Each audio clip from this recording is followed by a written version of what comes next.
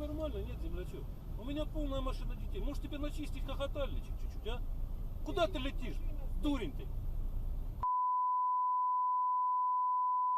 Куда летишь?